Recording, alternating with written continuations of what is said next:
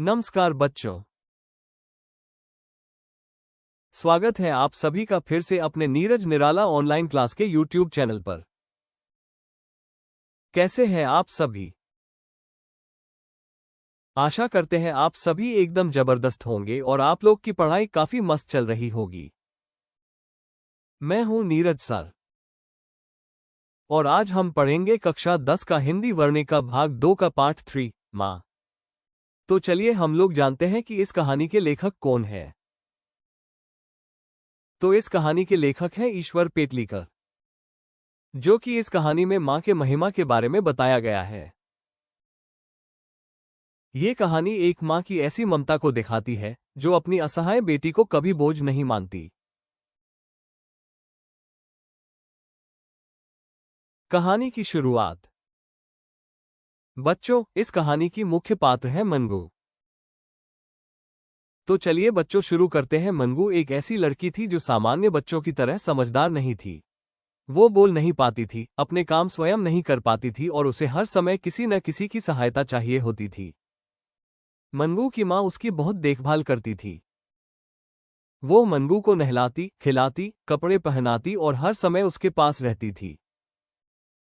घर के बाकी लोगों को मनगू की चिंता तो थी, लेकिन वे उसे माँ की तरह नहीं समझते थे।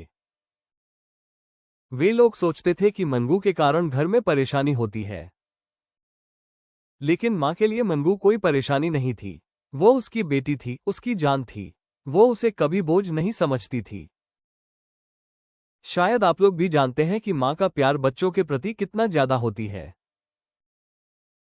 ऐसा ही है मनगू की माँ, जो मनगू से बहुत प्यार करती है। परिवार की चिंता। मनगू बड़ी होती जा रही थी। अब उसे संभालना पहले से कठिन होने लगा था। और फिर परिवार के लोग माँ से कहते थे कि मनगू को अस्पताल में भर्ती करा देना चाहिए, ताकि उसका इलाज हो सके और घर वालों को भी सुविधा हो। लेकिन माँ इस बात के लिए तैयार नहीं होती थी। उसे लगता था कि अस्पताल में मनगू को कौन प्यार से संभालेगा, कौन उसे समय पर खाना खिलाएगा, कौन उसके डरने पर उसे गले लगाएगा। माँ सोचती थी कि उसकी बेटी भले ही कुछ बोल नहीं सकती, लेकिन वो माँ के प्यार को जरूर समझती है। माँ का मनगू के प्रति प्रेम। माँ मनगू की हर छोटी छोटी बात का ध्यान रखती थी। मनगू कब भूखी है, कब परेशान है, कब उसे नींद आ रही है, माँ सब समझ जाती थी। इतना ही नहीं, मनगू जब भी डरती या रोती, माँ उसे अपने पास बैठा लेती थी। वो उसे प्यार से सहलाती और शांत करती। माँ को ये चिंता सताती रहती थी कि उसके बाद मनगू का क्या होगा। यदि माँ नहीं रहेगी तो मनगू की देखभाल कौन करेगा? यही सोचकर माँ का मन बहुत दुखी हो जाता था। अस्पताल भेजने का निर्णय। फिर एक दिन परिवार वालों के बहुत समझाने पर माँ ने मनगू को अस्पताल भेजने का निर्णय लिया। यह निर्णय माँ के लिए बहुत कठिन था। लेकिन माँ के मन में अनेक सवाल उठ रहे थे। क्या अस्पताल में मनगू को समय पर खाना मिलेगा? क्या कोई उसे प्यार से नहलाएगा? क्या कोई उसकी बात और उसके इशारे समझ पाएगा? तब माँ का हृदय दुख से भर गया। फिर भी उसने सोचा कि शायद अस्पताल में इलाज से मनगू की हालत ठीक हो जाए। अस्पताल का दृश्य। जब माँ मनगू को लेकर अस्पताल पहुंची तो वो बहुत भावुक हो गई। वो अपनी बेटी को वहां छोड़ना नहीं चाहती थी। मनगू को अस्पताल के कर्मचारियों के पास सौंपते समय माँ की आंखों में आंसू आ गए। वह बार बार मनगू की ओर देखती रही। माँ को ऐसा लग रहा था जैसे वो अपनी बेटी को नहीं, बल्कि अपने हृदय के एक हिस्से को छोड़कर जा रही है। अस्पताल की नर्स ने माँ को समझाया कि मनगू की देखभाल की जाएगी। फिर भी माँ का मन शांत नहीं हुआ। माँ की बेचैनी घर लौटने के बाद भी माँ को चैन नहीं मिला। उसे हर समय मनगू की याद आती रही।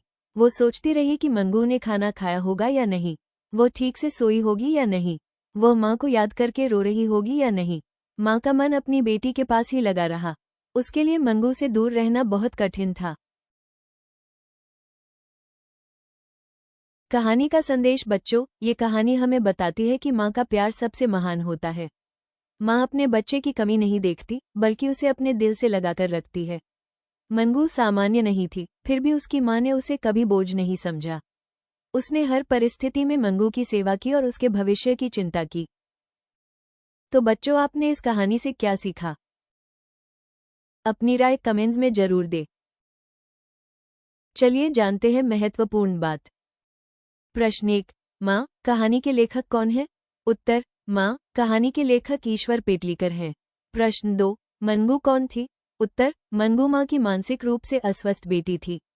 प्रश्न 3, माँ मनगू को अस्पताल में भर्ती क्यों नहीं कराना चाहती थी? उत्तर, माँ को डर था कि अस्पताल में मनगू की देखभाल और सेवा उसके जैसी कोई नहीं कर पाएगा। तो चलिए बच्चों, आज का क्लास यही खत्म होता है। उम्मीद है कि ये वीडियो भी आप लोग को अच्छी लगी हो। तो बच्चों, आज का सेशन यही खत्म होता है। मिलते हैं अगले वीडियो में। अगर आप लोग इस चैनल पर नए हैं तो लाइक एंड सब्सक्राइब जरूर करें।